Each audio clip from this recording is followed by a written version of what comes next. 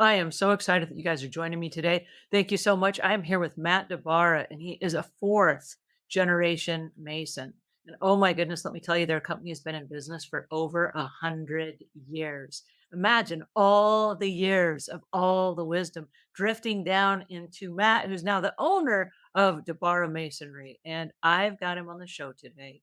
So today we're going to be talking about the stuff that Matt is really aware of, which is going to be all the extra pavers and paver stones, and if you have extra debris, and how we clean up the dust and all the stuff that everybody asks. And we're like, oh my gosh, what do we do with all this stuff? And oddly enough, a lot of people don't do anything with it because they don't know what to do.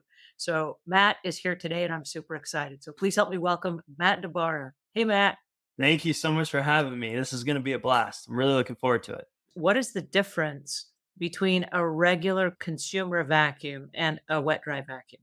Because I know a lot of people are going to say, well, I just have this vacuum already in my house and it's using a bag or it's a canister or something. Can I use that instead? Yeah, the thing with the shop vac is that the big difference is the wet dry feature and the bigger hose nozzle. So a lot of the vacuums that I used to use, you'd have the handle and you'd kind of be behind it and push it. This is more nozzle driven. So you have all these different nozzles and it's meant for more hand cleaning. The hose is, I think it's a 3 or 4 inch hose. So you can suck up big rocks and chunks of things and fine debris, but it's so versatile. That's the big thing. It's hard to break these things. I mean, I remember we were on a job once and a roofer dropped one off a roof and we saw it just tumble second story, boom, and it fell and it landed and it was still plugged in and it turned itself on. Wow, that's amazing. What are some of the potential hazards and safety concerns that homeowners need to be aware of when using equipment as they're cleaning up?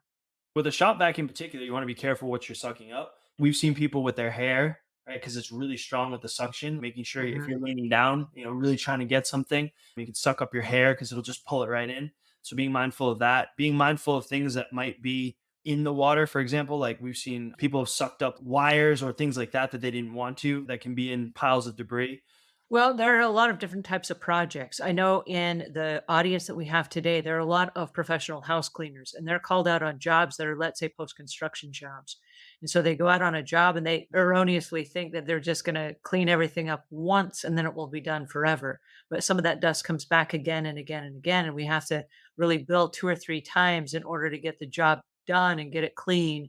Because as soon as you do it, then somebody comes in and they blue tape everything, and then they come back with drywall sand and there's more dust and all the stuff. And so it's not just a one-time thing. Any tips for professional house cleaners that are doing post constructions?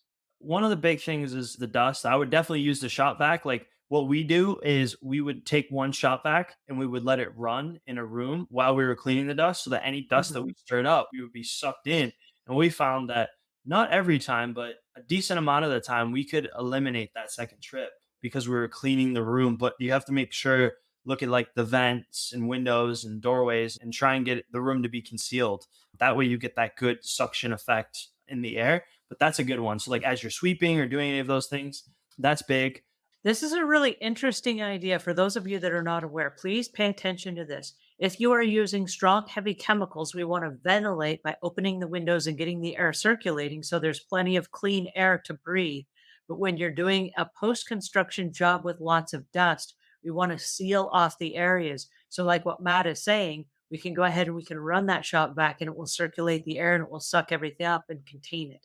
I love that. There's two different rules here for two different types of cleaning. That's awesome. Are there any specific tools or equipment besides a shop vac that you would recommend? I know I'm a really, really big fan of the disposable dusters because it will trap and lock the technology on the dust. And this may be a finer layer of we're doing the final dusting. What would you recommend as far as any special tools that you like that you find are just super great for cleaning up? Shop vac is probably number one with the different nozzles. Sometimes I'll have tape, like duct tape for corners. If I can't get the shop vac in there, I'll use duct tape and just pull whatever's in the corner there. There's a scraper. It's like a paint scraper, but it's got a hook on one end. And I'll use that all the time for like cleaning corners and like pulling debris out. I like hand brushes, coarse, fine. And then in the masonry world, we use like horsehair brushes or really, really fine brushes that are nice for like fine dust. And those are the main things that I'll have. Sometimes I'll have a screwdriver to get in like fine spots to clean those areas.